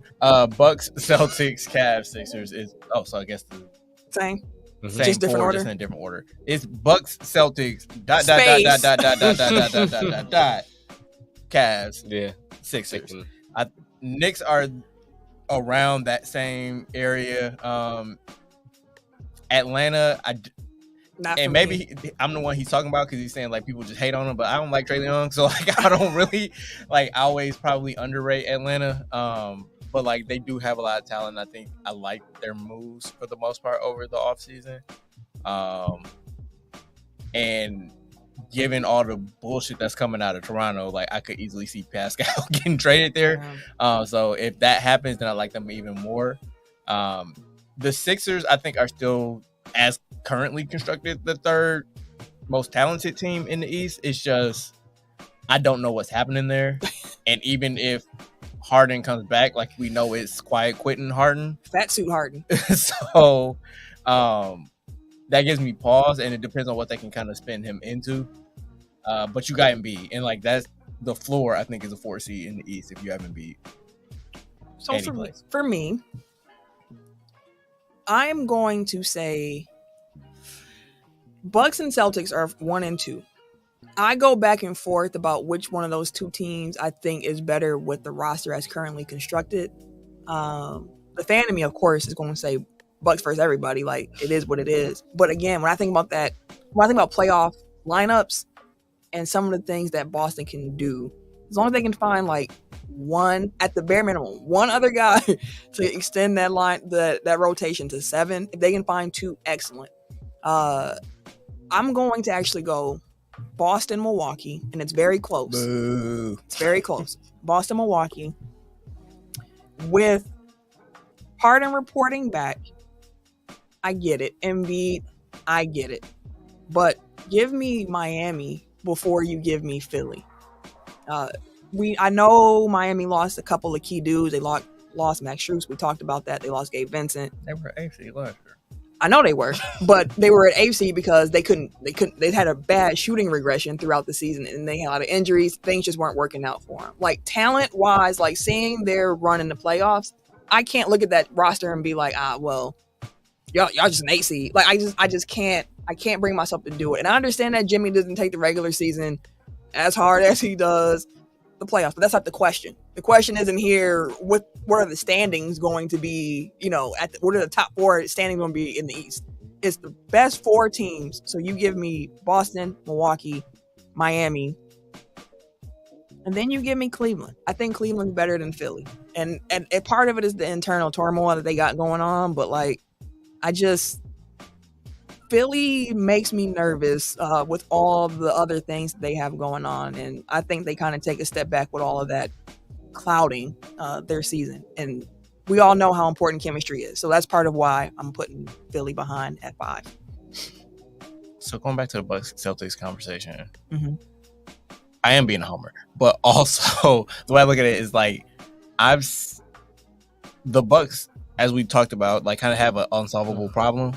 And like, I had to see like what defenses throw at that to try to slow it down. I've seen the Celtics, like, granted it's different personnel, but I've seen the Celtics get soft, and like I've seen them struggle like the Bucks have with offense in the playoffs. And like, love Jrue to death, he doesn't help in that regard. He might a little bit more this upcoming season with having less offensive workload on his shoulders. But does he actually have less offensive workload? Yeah, because he's behind Tatum and Brown, just like he was behind Chris and Giannis. Yeah, but I feel like Tatum and Brown eat up a lot more of the offense than what they were giving Jrue here. Chris was just hurt though for a while. He was, but I mean, I'm saying like even when the championship run, like Drew's offense wasn't any great. No, he was Eric Bledsoe on offense. We all know right. No, and like I'm not trying to take away from him. I'm just saying like I don't think that like if you look at Drew's regular season numbers, like when we put it in a playoff setting, like I don't think you can really apply that there. And like I don't think that he's necessarily getting easier looks than he got in Milwaukee because he's in Boston now. Like all the defense, like a lot of people's what am I trying to say? A lot of people's defensive strategies was stop Giannis or stop Giannis Chris pick and roll. And it was like, if Jrue beat you, Jrue beat you. And I don't see that changing in Boston necessarily. And where I see that change is I just don't feel like he's going to be asked to carry as big of an offensive load in Boston as he was in Milwaukee. And I think without him having to carry as much, it frees him up a little bit more defensively, which is, of course, where he loves to live. When you got Tatum and you got Brown and they gonna put up 20, 25 shots, like that is what you're gonna find it where you can get it. We saw Marcus Smart started doing. I'm gonna just shoot because it ain't coming back to him. So I'm gonna just shoot. Idea. I mean, he started knocking him down as he continued to age. So but like, shots. I know, but that's why that again, I think Milwaukee and Boston are very, very close. It's 1A, one like it's close. But I'm going just to give that slight edge to Boston over Milwaukee at the moment because I know we talked about the defense with Milwaukee. You got to see it. You got the big guys behind you, but that perimeter defense is still a question mark at the moment. And that's what I would have to see solve before I'm like, yeah, Milwaukee over Boston. But yeah, again, like these are things I thought about through the week. So I'm just trying to get like all my thoughts out. Also, we saw from last year, great offense beats great defense. Like Jrue did everything that he could with Jimmy, and that shit did not matter one bit. So again, if the Bucks have the unsolvable offense, like it don't matter what defense you throw at it. And I want you to be right. I want you to be so right. I hope I'm wrong. I hope Boston fall apart at the seams. I really do. I don't think it's gonna happen. So that's my 4 in the East. In the West, Tim, who you got? Top 4 teams. I've been over here struggling with the West. I got the champs, of course. Okay. Nuggets. Do we all have Nuggets 1? Yes. Okay. I got Phoenix 2. He's at Phoenix? Yeah, Phoenix number 2. They've really filled out that roster. With minimum contracts. Yeah. Sorry, point. Everybody talking about, I shouldn't say everybody, but I feel like people just look at the talent and be like, they downgraded from Ayton to Nurkic. No. It's fit. It's like they don't need a center that does what Ayton does. Nope. They need a center that rebounds, that sets screen, that passes. And that's cheaper. That's cheaper. That's not going to like be upset because he's not getting shots. 8 plays a game called specifically for him to score. Like they need somebody that's going to do the dirty work. So it's like addition by subtraction to a degree. And again, you're getting a better fit. Like when you have those 3 players like on offense, you don't need another mouth to feed. And you don't need somebody that's going to be upset because they're not getting fed. So, like, I get it. On paper, Nurk and Ayton probably aren't on the same tier anymore. But for what Phoenix needs, like, I feel like that's a much better fit. I agree. And he's a 7-footer. He can still move. He can still get in the way. He ain't been the same since he broke his leg. That's a fact. So, like, when everybody's talking about, like, oh, he's a defensive anchor, I'm like, I don't know. But I said he can get in your way. Frank Vogel, like, who has gotten a lot out of his centers, like, throughout his career, I do think that if they targeted him specifically, it's for a reason. He thinks he can use them. So, like, I'm willing to see, like, what happens. But, like, I just want to get that point out there because I feel like so many people are like, why would Phoenix do that? Like, one, they picked up 2 wings, which can only help them. And, like, for the center room, like, they basically got a better fit even if he's less talented. They still need a point guard, though. All right. And number 3, I have Memphis. They gonna been 25 games without Ja? Or I guess it they don't got matter. Marcus Smart. Yeah. And then when he comes, oh my God, their D-Rose. defense is. I mean, they still got. Good Lord, Yeah. they're disgusting. And number 4. So number 4, it was a toss up between the Clippers and Sacramento, but I'm gonna go with Sacramento. I'm gonna roll with the young guns, and I think they're gonna continue to move up and move on from what they did. Keegan Murray have another year under his belt. He's gonna be a big help if he can continue to go up. Good Lord, that'd be crazy. Fox, off night. You love, I fuck with the nickname. But Sabonis, and like the squad's gonna.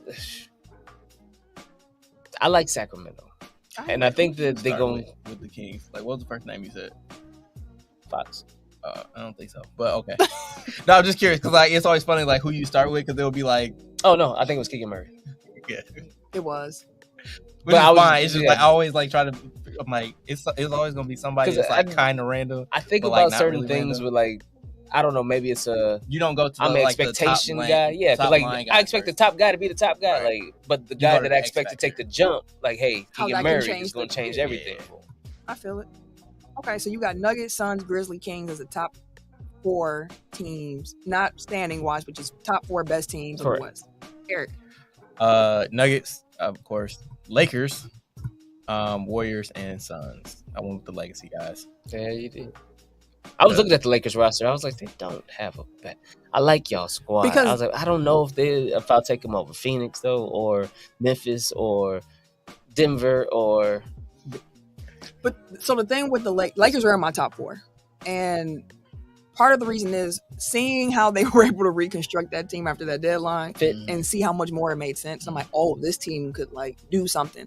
We saw Austin Reeves take, he came on last year. We saw him over the summer. He continued to Rui Hachimura is working with LeBron, and LeBron sees something in him where he's like, I think he can be. He's like borderline racist about it though. He really was. He didn't have to do Mr. Miyagi. I was like, come on, bro. After the Taco Tuesday, like you don't get the benefit. Come on, bro. That's a little much. But like, I think the Lakers, like, they're gonna be health. Everything's dependent on health, of course. They can be really good, man. Especially if AD is healthy, playing. We've said it before on the show. AD is like the catalyst. That's the measure of how good the Lakers can be. We know what LeBron is and what he's going to give you. But if AD can be consistent, play that defense, knock down some shots, it changes the dynamic for him. So my 4, Nuggets, Suns. I just really like the way they filled out the rest of that roster around that big 3. It was impressive to me. Lakers, it's between Lakers and Grizzlies. I'm not sure which order to put them in. Nuggets, Suns. Let me go Lakers, then Grizzlies. Shout out to the Warriors. Shout out to the Kings. Not shouting out the Clippers. That was for you, Ken. Yeah, also, apparently the Clippers were trying to get Jrue. I'm like, they were. They should have. Y'all motherfuckers should have try harder. That's where I was hoping he was going. Like, let him send him home, and then I don't have to worry about it. I see KG added a Phoenix pickup wall. That would be nice too. He ain't gonna do nothing there. He's gonna be on the bench looking pretty.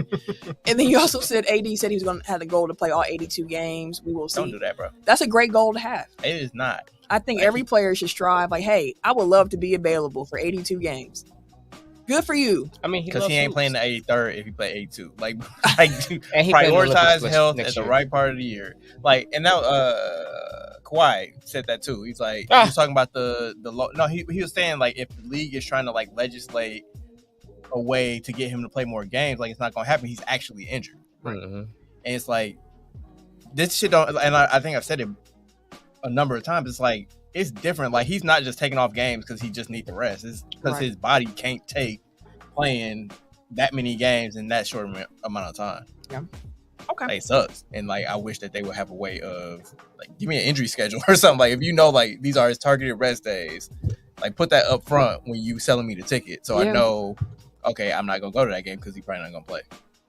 And they probably, we can't do that because depending on how the season, what the biometrics say about the recovery, and I get it. But like you can be a little bit more transparent about that, especially if you know ahead of time. Like we know he's not going to play back-to-backs this season. Like just mention that. But let's move on because it's hour 20 in and we still got some stuff to talk about here. So we might have to just go a little bit quicker through the rest of the slate. You know why people can. I do. So hope we gave y'all what y'all wanted. Give me what I want. WNBA Finals gave me what I want. Hell yeah. Las Vegas Aces. New York Liberty. It's going to be a sweep. For who? My Aces. Ooh, it's going 5. Ooh, it's going 5.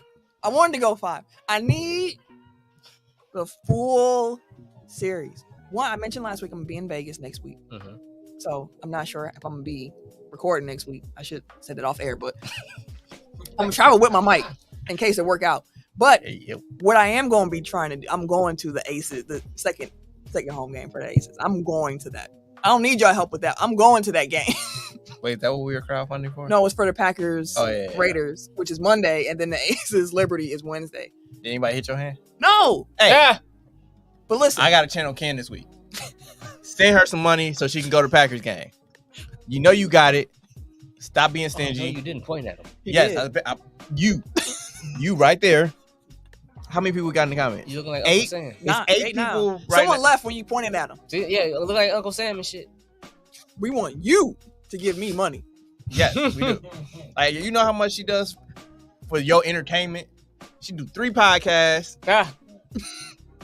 She devotes her life to entertaining you. The least you can do is send her like $5. That's it. $5. The ticket's like $400 to get into that. Okay, send her $20 a piece. Hey, it's 8 people in here. That's $20. That's halfway there. You spent more on that at Starbucks this week or at McDonald's. Oh, don't you hit them with the sales pitch? Did you go to lunch this week? You can eat a sandwich one day. You got a family, y'all going out to dinner tonight? Make some noodles. That's like $800 right there. She'll say backs away into the hedge like, you skip dinner tonight. You and the family ain't got to go nowhere. KG said, I'm not paying. He said, I'm not paying the $5. That's still one of the funniest episodes of television. I'm not paying the $5. Yeah, Martin, that $500, that's steep. $500? Shoot, I would have moved. Well, I mean, 50 a lot too. Shoot, I wish it would have been. How much was it then? $5. Okay, so. But yeah, for real. Cash App. Come here, Monet. There you go. Again, I want the series to go 5. Okay. Give me the Aces because I just like the Aces. That's a fan. That's me saying I'm a bigger Aces fan than I am a Liberty fan. This is the matchup I wanted to see. 2 of the best teams. The script worked out the way it was supposed to work out. They wrote it to perfection. The only thing that didn't happen is that Candace Parker didn't make it along with him.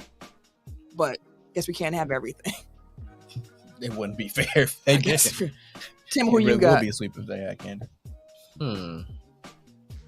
I've fucked with the Aces since their inception. Yeah. You mean since they moved to Vegas? Since their inception in Vegas. Because they were in San Antonio.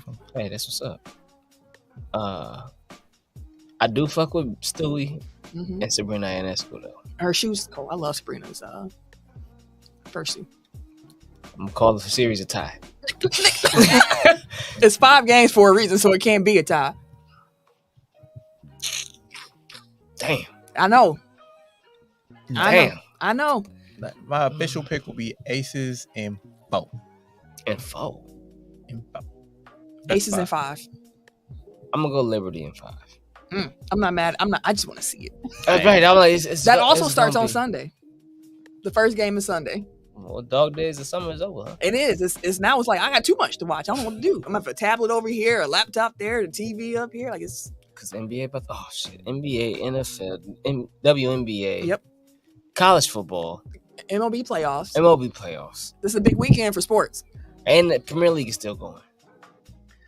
I mean, I only got a couple of those things to worry about, but Shell said a tie. Bro, it was too. Couldn't call it. Couldn't call it. Then he had to make it. Yeah. Hey, but as we mentioned too, the MLB playoffs are underway. Are the Brewers still down by 1? Yes. Yelich just walked. Okay. We in the bottom of the 6th. Yeah. Shell said the WNBA needs to stop scheduling games on football on Sundays. I mentioned that before. Like it's tough. It is tough to start on a Sunday, but like that's the spot they got. So we're gonna have to just make it work. Figure out a way to watch multiple things at the same time. WWE moved to Saturdays, bro. They ain't fight those Sundays no more. Apparently TKO is trying to change that back. Right. Hey, KJ, you gonna be in Milwaukee tomorrow for the game? Is that what you're saying to me? If you're gonna be here tomorrow for the game, like that means you in Milwaukee. So right now, as we speak, wild card series are underway, as you can assume here. We're talking about the Brewers. We got the Rays and the Rangers, the Twins and the Blue Jays. The Twins actually finally won a playoff game. Twins and the Blue Jays, the Brewers and the Diamondbacks, and then the Phillies and the Marlins. I think Mark said that was their first playoff win since 2004. Yes, yeah. Because remember a couple years ago, I was like, "Oh, I'm a big Minnesota," and then they got. And I was like, "Y'all didn't tell me they ain't won a playoff game in decades." Since you were in middle school? Yeah, I was like, "Y'all, if y'all had the information, I would have chose different." But that's neither here nor there anymore.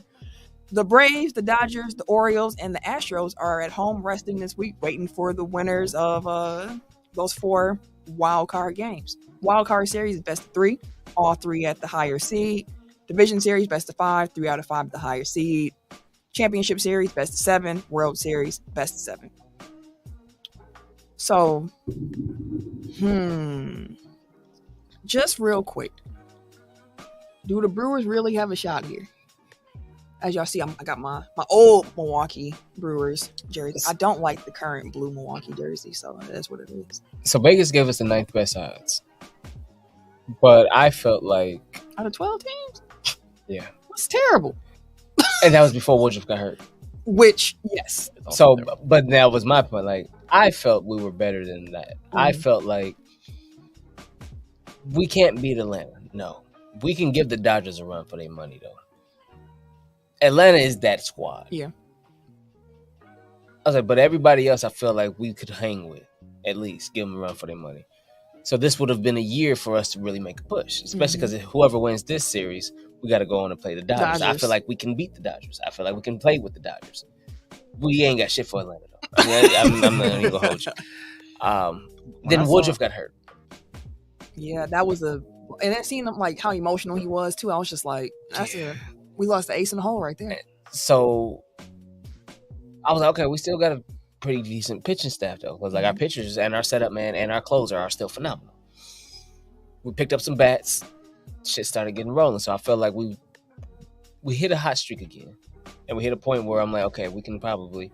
Granted, yeah, we lost like to the Cubs on the way out or whatever. But it was after we secured everything. Like, after that point, it was like, hey, come get your playing time if you want to play type shit. Me. But they hit us at a point where we was like, okay, Cats is getting on base. Cats is making shit happen. I would say we should be able to get around Arizona. If we don't, I wouldn't be surprised because it's the Brewers. But we should be able to get around Arizona. And after the Dodgers series is house money. But I feel like we should at least make it to the NLCS because I don't see us beating Atlanta if Atlanta makes it that far. Okay. I was going to say about Atlanta, like, I looked at Acuna's stats. That motherfucker was rolling. Man. Like, goddamn, what, 40 and 70? Dude, 70 stolen bases? That man's a thief. Running. That's why they extended his contract. His rookie like I year. said, the Aces is sweeping, and the Brewers are making the World Series. Fair enough. I'm just going straight fandom. I ain't mad at it, but playoff. There's nothing quite like playoff baseball, and I say that as somebody who don't watch a lot during the regular season. Although I do think baseball is one of the best looking sports in HD. Like just the visual of the grass and like it looks really good to the eye. But yeah, playoff baseball is stressful. But this is when I tune in, so hope the Brewers got a couple more games in them at the very least. Let's see some transaction and injury news. Jonathan Taylor has been activated off the PUP list. He's going to practice tomorrow. Colts got a 3-week window to allow him to practice without being activated, but he now can return as soon as week 5, aka this week. And I still think he'll get traded. Bring him to death row. We needs it. Wisconsin just keep making splash plays on players. I mean, they tried to trade for him in the preseason. If the Packers would look like, hey, man, look what the Bucs just did. Hey, let's do some of that. Let's get JT here. Bring JT home. I'm not mad at it. You got to pay him. He do be hurt. But when he's healthy, he's dynamic. Devin Vassell and the Spurs agreed to a 5-year, $146 million rookie scale contract extension. Congrats. And that might be a steal. And like eventually, like locking him in before whatever the Spurs do this year with Wemby. Because the price of the brick is going up. Yep. Just as a programming note for the Memphis Grizzlies, we all know that Ja is suspended first 25 games, but with his suspension, he will be away, or he will be with the team still. So he'll be able to practice with them and travel with the team while doing his suspension, which I think is great because Ja just at home by himself doesn't seem like it'd be the best thing. More blickies on the internet. Him being around teammates in a structure, I think is going to be good for him. And of course, it helps with the bonding and chemistry and all that stuff. So that's cool. And he is a star of your league, so you don't want him coming back after 25 games rusty. Like, you want him to hit the ground running. Exactly. Because then you just penalize yourself. And to switch over to sports entertainment, Edge is all elite. We talked about that too. Adam Copeland. Oh, that's what he going by Adam Copeland? The rated R superstar. Adam Copeland. Like how WWE didn't trade, like of all the things that they trademarked, because they knew he was about to go. So they were like, we just don't let that. You could take that. You can't take it. And apparently his music, he always had it. Yeah. The music was like an actual song. Yeah. Which is why they went away from that shit. Because I think Ruthless Aggression era is when they started using like real songs.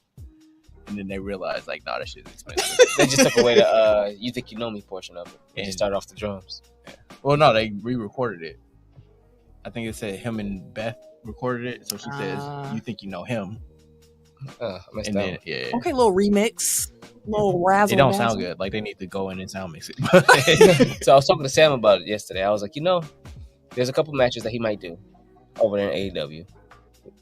I was like, but selling one match that's probably your money on the way out the door, them and the Edge and Christian versus the Hardys. Got to get it before he go. Apparently, there's never been a Edge and Christian like one-on-one match, like or at least a big time Edge and Christian match, like since they've been like main eventers. So given the way that he debuted, I would imagine like that's first up. But yeah, like I need another Edge and Christian Hardy Boys match at least once. At least one. And I saw that Edge was talking about, he said he laid out his options to his kids. He's like, hey girls, like this is what I might be able to do. Like, what do y'all think I should do? And his kids were like, go with Uncle Jay and have some fun. Like, go be with Christian and have fun. Like, he was like, I mean, that is like my best friend. Like, I'm going to go out with my best friend. But I wonder how he laid that out. Like, did you be like, oh, it could be candies and rainbows and sunshine if I go here, or meat and potatoes and I can just stay with WWE, or what I mean? Like, I know one option really, was him like just staying like. I'm saying like, how did you actually present it? Like, were you really happy about AEW? Like, yeah, take this thing. like when I asked my kids, like, what you want for dinner? Do you want chicken and pizza, or do you want like mashed potatoes and gravy? Like, you know what I mean? Like, it depends on like your vocal inflection, and like, you gotta really sell the thing that you really want to do, and then be like, oh, my kids actually made the choice. Like, no, you made it. I'm trying to see how old are his kids, because that's also an interesting. One kid was born in 2013 and another 2016. So okay. Yeah, so they're old enough to get it. Okay. Well, hey, shout out to him for being all elite now. Yeah. Also, I know we're trying to get out here quick, but like, I feel like wrestling fans have lost the plot on like brand loyalty and like the Monday or the Wednesday night wars or whatever we're calling it now. It's like, bro, I was around for like Nitro and Raw, and like fans didn't give a shit about like the actual, like they went wherever the best product was. Like you tuned in to Raw because like, oh, it's the Rock and Mankind fighting whatever, and Raw was fighting like Disco Inferno and and Alex Wright or some shit. Like that's why you tuned in. It wasn't because like I'm a WWF fan or I'm a WCW fan. It's like you gravitated to what interests you.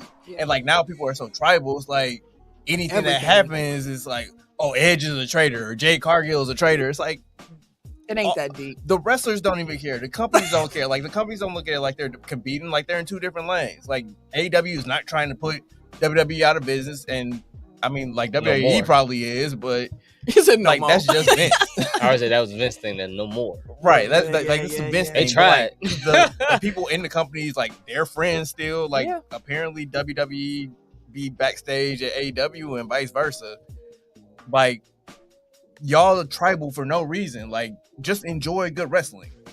Enjoy that whatever you gravitate towards is doing well. Like more people, more cross-pollination is only going to be better for both companies because you keep people fresh, you keep people, you know, feuding with different things. Like it's different creative processes. Like you get different stuff. So just watch what you want to watch. Like it don't matter what you're a fan of. Like be a fan of it. Like you don't have to go to war for it. Like WWE is not paying your bills. They do not care. It also makes the talent pool deeper. Not deeper not the word I was going for. More viewed.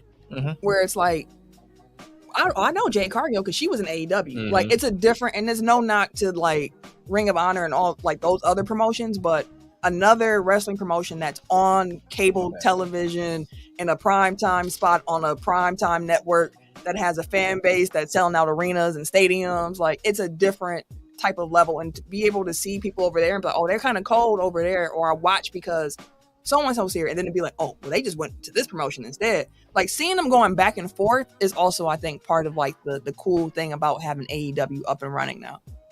But I had a Fastlane preview down, but we're going to talk about Fastlane after it happens. It's going to be this Saturday. Premium live event hosted by WWE. I'm sorry, TKO. So it's an interesting card. A lot of tag teams. A lot of there's nothing. Ain't no singles. Like, I gotta see this. Like I'm gonna watch it, but so we'll talk about the pay-per-view in itself next week when we come back, and we're gonna end on the topic of the fact that, as mentioned, media days of the NBA have occurred. Preseason starting this weekend, and we learned that a lot of players, American-born, said they want to play for Team USA during the Paris Olympics. There's only 12 spots available. And there were far more than 12 guys who said, I want to play. I'm going to read down the list of guys who said, hey, if USA call, I'm picking up the phone. Or they said, no, I'm playing. Whatever way they indicated interest. These are the names of the guys who said, yes, Team USA, something I want to do. I need 12 of them, right? So I'm just going to say some names and y'all say yes or no. Yes, they go on my team. No, they ain't. Okay. That's what yes and no mean. Kevin Durant. Yes. Lot. LeBron James. Yes. Steph Curry. Yes. Bam Adebayo. Probably. Possible. Can I skip him? You can come back? We'll come back. We can come back. Okay. So he's about DeMar DeRozan. No. Devin Booker. Yes. Yes. Lot. Bradley Beal. No. Jaylen Brown. Possible. Yes. Right, give me Jaylen. Donovan Mitchell. Possible. Yes. Chris Middleton. Off GP possible. he did win the last one. Yes. He didn't play that well, but never heard of that. Julius Randle. Nah. I'll take him. Yes. Zach LaVine. No. Aaron Gordon. No. Ooh. Again, they like need some bigs. No. So like for me, it's like there are certain people where it's locks and then it's filling out the roster around them. So it depends on like what the locks look like at the end, and it's like, okay, well they need more shooting, or they need more defense, or they need more bigs, or they need more guards. Like, Bam may be a yes. Fred VanVleet. No. Possible. Brook Lopez. Yes. Possible. Kyrie Irving. Yes. Talent, yes. You want that issue over there in Paris, goddamn? Draymond Green. Well, yes, because you got Steph and you got Kerr. That's my 12. He said that disappointed. Joel Embiid also mentioned that he wants to play in the Olympics. That's Caribbean, though, ain't it? But he's deciding right now between 3 different teams he's eligible to play for. And none of them are in the Caribbean. USA, France, and Cameroon. He probably gonna go to France. They're gonna have 18 bigs. I was gonna say, like, that's like the last place he needs to He go. want to play with Wemby and Rudy? Like, that just don't make sense to me. He testing out his new teammates. You know he gonna be the next one on the chopping block. Well, you know he cool with Jimmy, and Jimmy lives to. Oh no, it's Cat, not Gobert. Oh well, they teammates now, so you get the residual.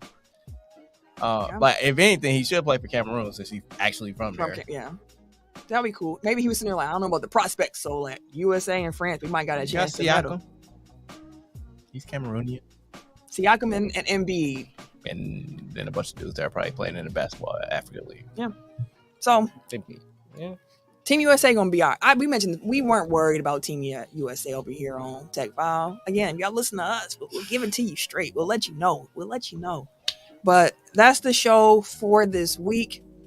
I don't have like parting words of wisdom. I just want to reiterate again. Continue to keep Ken's family and himself up in prayer and thoughts, good wishes. Send him a message if you got his number. Send them a tweet, Facebook, whatever the case may be. But just let them know that you're thinking about them, send them some love, because it's going to go a long way what they got going on with their family right now. So, Cam, brother, we love you.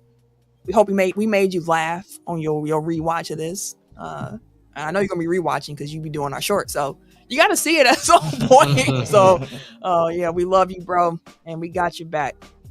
We're going to get out of here. If you want to follow me on social media, you can catch me. Wait a minute. On Twitter, Instagram, these PSN streets, these PSN 2K streets, to be, particular. And the Cash App. Yes. Every day. Send us some money. At Camille Monet, CAMILLEMONAE. That's what you need to know. I don't need to drop, but one last blow to whistle. According to the Daily Beast, ESPN reporter Milwaukee and Jrue was granted a restraining order against the man she claims has been threatening and harassing her and acting similarly towards 2 of her colleagues. Stop that bullshit. Like, please, just like if you ever look in the comments of anything that she's on YouTube, like, the comments are fucking disgusting. Like, just stop, please. With that being said, at Bucks Burner on Twitter. That's all you get. You're gonna get a lot of it this week and this year. We bringing back the 2021 NBA World Champion Milwaukee Bucks. Burner on Twitter. We running that back. I'm stamping it. I'm mad. My brother was in Vegas. I told him to put down a bet like before the trade came through. I'm like, now the odds are all. Now the odds are all worse. But still, you can put a couple else on. I mean, you go to Potto now. They got the sportsbook open. Forgot about that. Okay, that's all I got. No K Harrison, gentlemen. Not this week, y'all. It's your boy TIMKINZ, the number 3, aka Ass Ketchum, aka Mr. Give It To Me. C'est la vie. So long, farewell. Till next week. Goodbye. Cheerio. Pip pip. Pip pip. Don't forget those. Bon voyage. What I already said, c'est la vie. Au revoir. Vida Singh. Bucks and 6. Shout out to Shells. Shells said, peace out, y'all. Bucks and 6. Always. A show. Always. Bucks and 6. That's right, KG. We out of here, y'all. Take care. Be safe. And tell a friend about Tech File, too.